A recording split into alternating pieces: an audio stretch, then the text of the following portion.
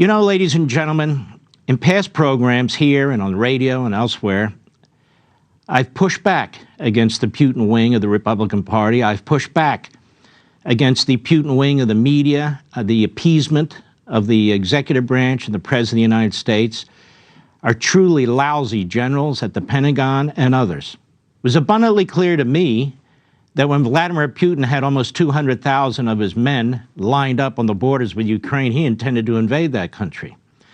People raised doubt about that. Now, that didn't make any sense, did it? 500 tanks, 200,000 soldiers, God knows what else. He intended to invade. That was the time, and even before that, for this administration to arm up the Ukrainians.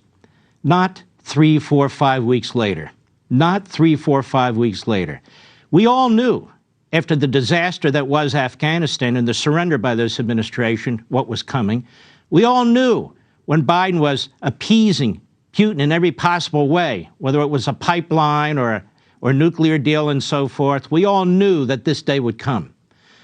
We all know that Communist China and Xi, another psychopath genocidal maniac, has every intention of invading Taiwan.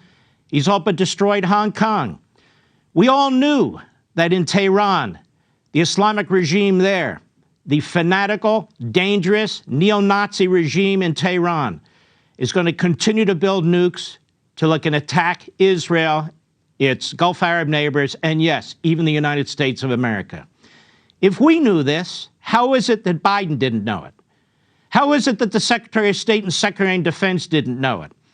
Well, I suggest they knew it, but they are weak and pathetic. Now what?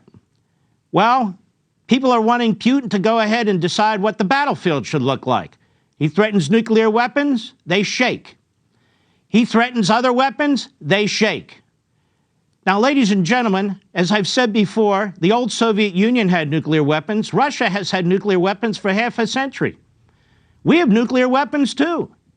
We cannot allow nuclear blackmail to determine what the fate of the world's going to look like or what the fate of the United States is going to look like. Putin is not going to use nuclear weapons, certainly not now. How do I know that? Am I Nostradamus? No. It's common sense. If he wanted to use nuclear weapons, he'd use them. Why would he use nuclear weapons in response to MiG-29s, old jets, 25 or 30 of them delivered to the Ukrainians? Well, because it might stalemate. Well, we were just told by our Defense Department, told by our White House, and all the phony experts on TV that it wouldn't make a difference. So if it doesn't make a difference, then why would Putin go to level 1 and use nuclear weapons in response to MiG-29s? He wouldn't. That's why. Furthermore, Xi, we need to understand that we are more powerful than China right now. No thanks to this administration, but prior administrations. We're economically more powerful, militarily more powerful, and it's important that we stay that way, even though we're sliding as a result, particularly of this administration and the Obama administration.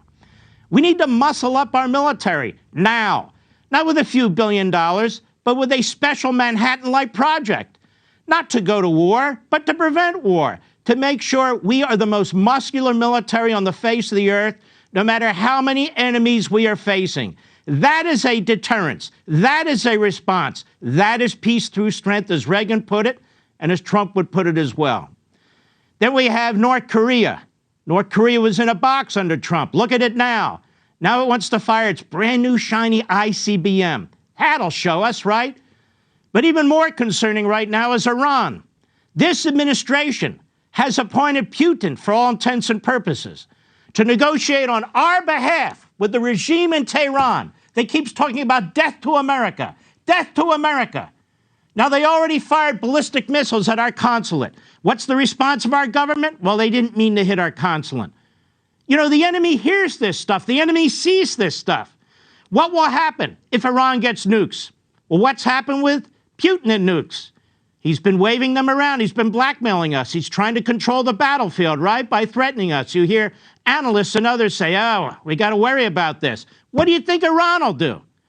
If Iran unleashes Hezbollah against Israel, if Iran topples the government in Egypt or Saudi Arabia, well, we can't do anything because Iran has nukes. Or all over the world, Iran can make threats on behalf of its ideology and its fundamentalism. This has to be stopped. And yet the Biden administration, through Putin, is negotiating a deal that's weaker than the deal in 2015. It will give tens of billions of dollars to the Iranian regime without restriction. It will ensure that they have nuclear weapons placed on ICBMs, intercontinental ballistic missiles that can reach any corner of the earth. It's going to ensure that terrorists who right now are on terrorist watch lists will be removed. They're even talking about the Republican Guard that shot those missiles at our consulate, the Republican Guard that has created all these casualties with American soldiers. You see tunnel to towers, you see wounded soldiers. Many of those people have lost limbs, have brain injuries as a result of what the Iranian Republican Guard and other terrorist organizations have done. Ladies and gentlemen, Joe Biden is going to unleash a nuclear competition where third world countries will have nuclear weapons, and they will be easier and easier to get and harder to control, that might even wind up in the hands of terrorist organizations.